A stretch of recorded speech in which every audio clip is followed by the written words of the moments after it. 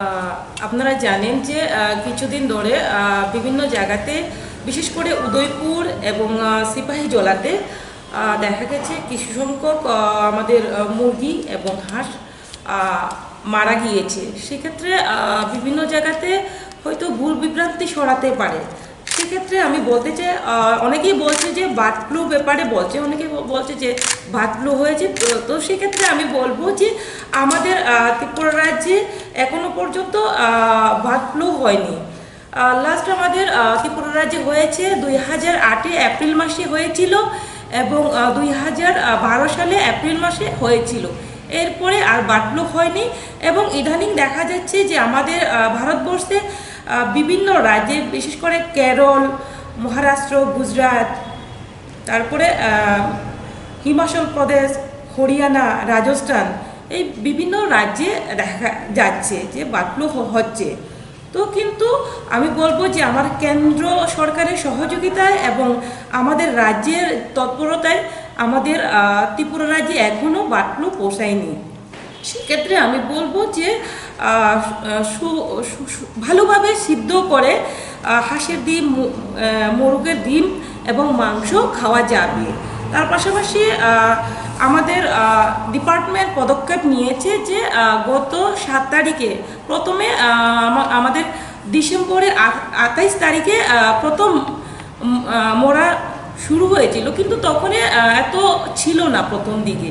তো আমরা তারপরে 7 তারিখে আমরা সমস্ত ডিস্ট্রিক্টে আমাদের যেখানে যেখানে অফিস রয়েছে প্রত্যেক ডিস্ট্রিক্টে আমরা সতর্ক করে দিয়েছি, অর্ডার দিয়েছি যে যাতে করে কয়েকটা আমরা সিস্টেম তাদেরকে আমরা বলে দিয়েছি যে প্রতিটি ডিস্ট্রিক্টে, এক ডিস্ট্রিক্ট থেকে যদি অন্য ডিস্ট্রিক্টে কোনো আমাদের পোলট্রি হোক, গোটারি হোক, যাই নেওয়া হবে, যাতে করে স্যাম্পল টেস্ট করে আরেকটা ডিস্ট্রিক্টে নেওয়া হয়, এই ধরনের একটা আমরা অর্ডার দিয়েছি। তার পাশাপাশি আমরা একটা হেল্পলাইন নাম্বার দিয়েছি, যেখানে পাবলিকরা হোক অথবা আমাদের যেখানেই হোক, ত্রিপুরা রাজ্যে যেখানেই হোক, যদি দেখা যায় যে কোনো জায়গাতে অতিরিক্তভাবে লক্ষণ বোঝা যাচ্ছে না, অতিরিক্তভাবে মারা যাচ্ছে, তো সেই ক্ষেত্রে আমরা একটা হেল্পলাইন নাম্বারও তাদেরকে দিয়েছি। সেই নাম্বারে যে কোনো সময় যোগাযোগ করতে পারবেন। যেমন নাম্বার হচ্ছে 0381232226, আবার বলছি নাম্বার, ল্যান্ড নাম্বার হচ্ছে 0381232226, এই জায়গাতে ল্যান্ডলাইনে ফোন করা যাবে। তার পাশাপাশি আমরা আবারও দুটি ফোন নাম্বার দিয়েছি, সেই মোবাইল নাম্বার দিয়েছি, সেই নাম্বারেও যোগাযোগ করতে পারে। সেই নাম্বার হচ্ছে 94361222, 9485190598। এই নাম্বারগুলোতে যখনই যেখানে সমস্যা হবে সেখানে যোগাযোগ করা যাবে। তার পাশাপাশি আমরা আরও সতর্ক করে দিয়েছি সব ডিস্ট্রিক্টে, যাতে করে আপনারা জানেন যে আমাদের ত্রিপুরা বর্ডার রয়েছে চোরাইবাড়ি। এই চোরাইবাড়ি থেকেও যদি অন্য স্টেট থেকে আসে, সেখানেও যাতে আমাদের ডিপার্টমেন্টের যেখানে নর্থের দায়িত্বে যিনি রয়েছেন, ডেপুটি ডাইরেক্টর, উনি রেগুলার ভিজিট করবেন এবং সেখানে যাতে চেক করা হয়, সেই অর্ডার আমরা দিয়েছি। তার পাশাপাশি আপনারা জানেন যে আমাদের ইন্টারন্যাশনাল বর্ডার হিসেবে আপনাদের বাংলাদেশ রয়েছে এবং সেই জায়গাতেও সেখানেও যাতে চেক করা হয়, সেই নির্দেশ আমাদের ডিপার্টমেন্ট তরফ থেকে দেওয়া হয়েছে। প্রত্যেকটা ডিস্ট্রিক্টের আমাদের অফিসারদের সব জায়গাতেই জানানো হয়েছে। তার পাশাপাশি যে দেখা গেছে যে বিশেষ করে দেখা গেছে উদয়পুরে যে পোলট্রি কিছু সংখ্যক মারা গেছে। তো দুটো কারণ হচ্ছে, একটা হচ্ছে জীবাণু গতিত কারণে, একটা রোগ, জীবাণু গতিত রোগের কারণে, আর দ্বিতীয় হচ্ছে পরজীবী জনিত রোগ, যেটাকে বলা হয়, যেটা আমরা দেখি যে বাচ্চাকালীন সময়ে যে একটা লাল পায়খানা যেটা হয়, সেই রোগটা, সেই হ্যাঁ ফাউল কলেরা যেটা বলা হয়। তো এই মানে যে রোগগুলো এই রোগগুলোর কারণে কিছু সংখ্যক মারা গেছে। তো আমরা আমাদের দপ্তর আমি নির্দেশ দিয়েছি যাতে করে সেগুলো যতটুকু সম্ভব যতটুকু আমাদের ক্ষমতা রয়েছে যাতে করে কোনো রকমের গাফিলতি না করে যাতে ওনারা সঠিকভাবে রোগ চিকিৎসা করেন এবং যাই প্রয়োজন ওষুধপত্র যাই লাগবে সেগুলো যাতে দেওয়া হয় সেদিকে নজর রাখার জন্য আমাদের দপ্তর আমরা নির্দেশ দিয়েছি। তো সিপাহীজলাতে কিছু ডার্ক প্লেগ রোগ যেটা বলা হয় তা সিপাহীজলা বলতে আমার বিশালগড় এই এলাকাতে কিছু সংখ্যক সম্ভবত 55টার মতো মারা গেছে। হ্যাঁ, তো আমার কাছে যেটা ইনফরমেশন আমি যেটা পেয়েছি আর কি, তো সেই ক্ষেত্রে হ্যাঁ 55 যেটা আমার কাছে রিপোর্ট এসেছে আর কি। তো সেই ক্ষেত্রেও আমরা দেখেছি এটা ভ্যাকসিনের ক্ষেত্রে এটা যাতে দেওয়া হয় সঠিকভাবে সেটাও আমরা নির্দেশ দিয়েছি।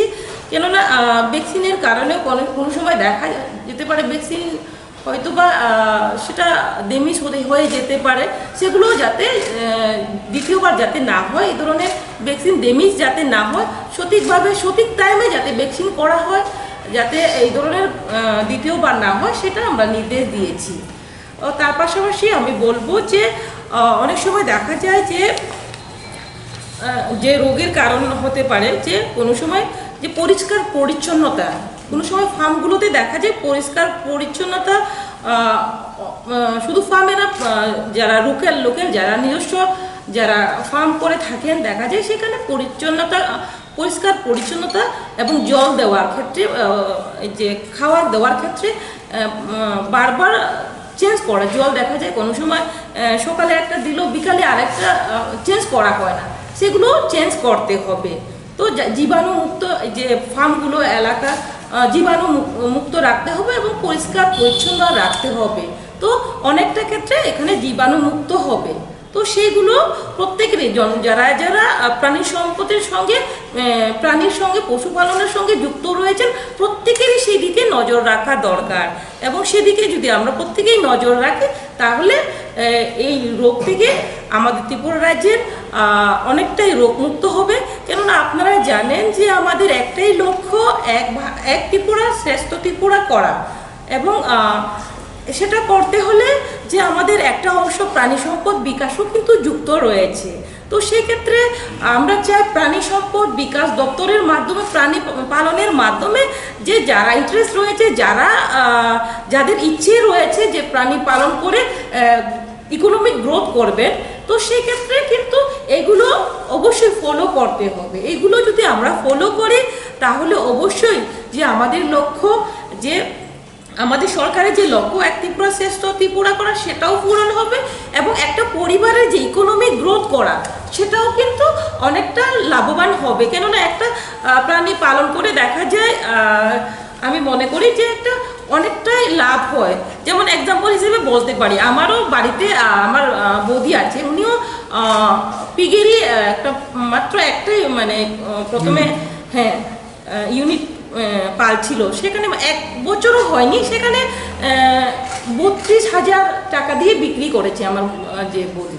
তো সেক্ষেত্রে আমি মনে করি যে এগুলো যদি আমরা সঠিকভাবে লালন পালন করি তাহলে আমাদের প্রতি বছর যে আমরা লাভবান হতে পারি। তো সেক্ষেত্রে তবে অবশ্যই আমাদের ইচ্ছে শক্তির প্রয়োজন, এটাই মূল কথা। এবং আমি ত্রিপুরাবাসীর শাসনের মাধ্যমে যদি কোনো ধরনের আমাদের গাইডলাইন থাকে ওনাদেরকে সহযোগিতা করা, এবং কীভাবে আমরা সহযোগিতা করতে পারি, হতে পারে লোনের মাধ্যমে হতে পারে, অথবা কী সিস্টেম আছে, অথবা আমাদের কী ফ্রি স্কিম রয়েছে কি না, সেগুলো পর্যবেক্ষণ করে আলোচনার মাধ্যমে যতটুকু ওনাদেরকে সহযোগিতা করা দরকার অবশ্যই আমাদের সরকার আমাদের দপ্তর অবশ্যই করবে। এবং আমি বলতে চাই যে যতটুকু ওনার ক্ষতিগ্রস্ত ওনারা হচ্ছেন ততটুকু আমিও দুঃখিত। কেননা যেহেতু আমি ডিপার্টমেন্টের হেড, এই হিসাবে প্রাণী সম্পদের যেখানে কোনো একটা অঘটন ঘটবে, কিন্তু সেটা যতটুকু ওনাদের বেদনাদায়ক ততটুকু আমিও মনে করি আমারও ততটুকু বেদনা আমি উপভোগ করি। তো তো সেই ক্ষেত্রে আমি চাই যতটুকু সম্ভব সহযোগিতা করে কোনো যদি সিস্টেম থাকে অবশ্যই আমরা সহযোগিতা করব।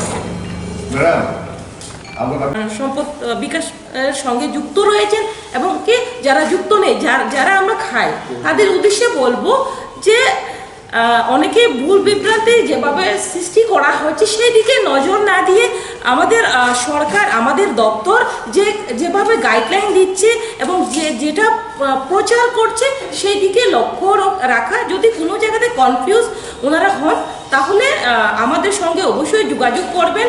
এবং কি যে কখনো দেখা যায় যে কখনো দেখা যায় যে আমার পিগেরি হোক, পোলট্রি হোক, অথবা গোটারি হোক, অথবা দাকারি হোক, তো যেখানে যেখানে সমস্যা দেখা যায় তো কখনো ডাক্তার কোথায় দেখাবেন, কি করবেন অনেকে বুঝতে পারেন না। সেক্ষেত্রে আমরা তো একটা হেল্পলাইন নাম্বার দিয়েছি, তার পাশাপাশি নিয়ারেস্ট যেটা আমাদের হসপিটাল থাকবে, সাবসেন্টার থাকবে, সেখানে ওনারা অবশ্যই যোগাযোগ করবেন। তো যদি প্রয়োজন মনে করেন ওনারা ডাইরেক্ট আমাদের স্ট্রেট যে আমাদের অফিস রয়েছে সেখানেও এসে ওনারা যোগাযোগ করতে পারবেন।